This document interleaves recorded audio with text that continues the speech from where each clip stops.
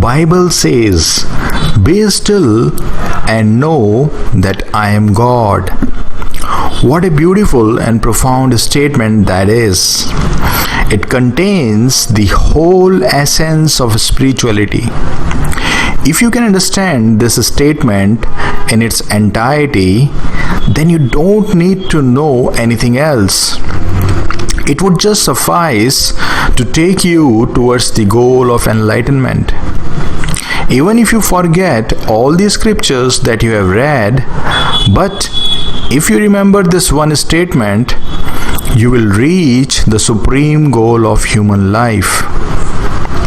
But you need to know what this statement really mean, what this statement really wanna say. This statement points to the fact of your divine nature.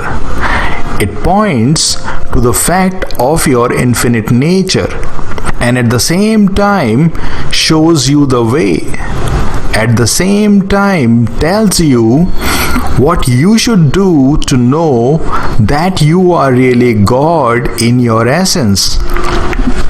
The little limited body and mind complex that you consider yourself to be is not who you really are.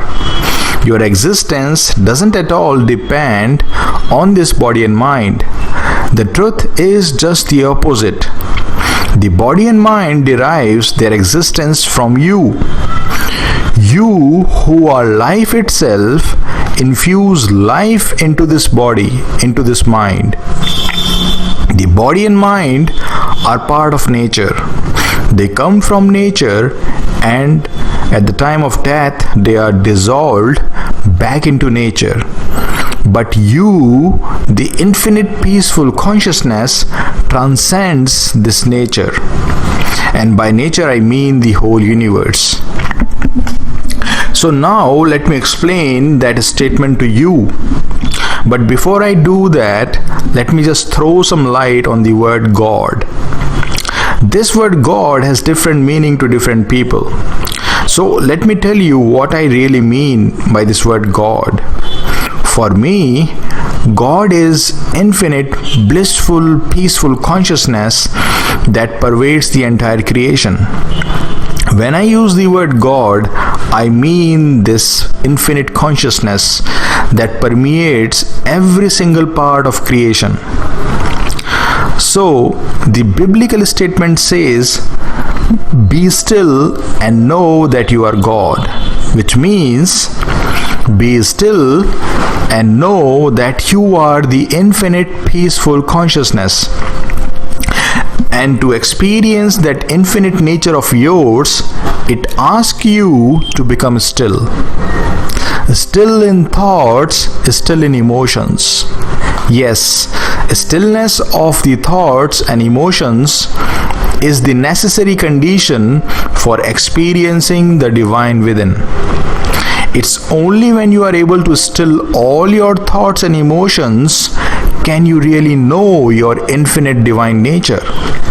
The truth is ever present. You can't become infinite. You can experience your infinite nature only when you are already infinite. Isn't that so? It's very commonsensical. So these thoughts and emotions cover up the reality from you. They are like the clouds that cover up the sun. Just try to compare the size of the clouds with the sun. Clouds are like the drops and the sun is like the ocean. But still, the clouds can cover up the sun. The drop can cover up the whole ocean. Similarly, the thoughts and emotions cover up your infinite divine nature. Right now, you are deeply identified with thoughts and emotions. So when you hear about your infinite nature, you either doubt it or just laugh it away, mentally saying, "Oh, how can it be so? I am this body and mind, and here these scriptures say that I exist in the whole universe. The whole universe exists in me and because of me."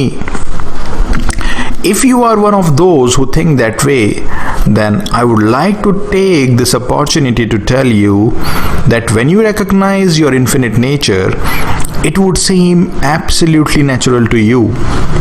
You would just feel, oh, all this time I was just being fooled by these thoughts and emotions. I am the infinite self that knows no bounds, that knows no limitations, and it's perfectly natural. I alone exist in the whole universe. But to experience that infinite nature of yours, you gotta still all your thoughts and emotions. That's a prerequisite. And all spiritual practices, the practice of surrender and acceptance, all the 112 meditation techniques are nothing but various ways in which you can still your thoughts and emotions. What happens when you surrender? What actually happens when you accept this seemingly unacceptable situation? When you surrender to what happens, when you accept the unacceptable, you prevent the mind, you prevent the ego from creating thoughts and emotions about the situation that you are in. And this is why when you truly surrender, when you truly accept, you experience incredible peace within yourself. Surrender and acceptance remove the clouds of thoughts and emotions. And when this cloud of thoughts and emotions is removed completely, you then experience yourself as the infinite divine self pervading the entire creation.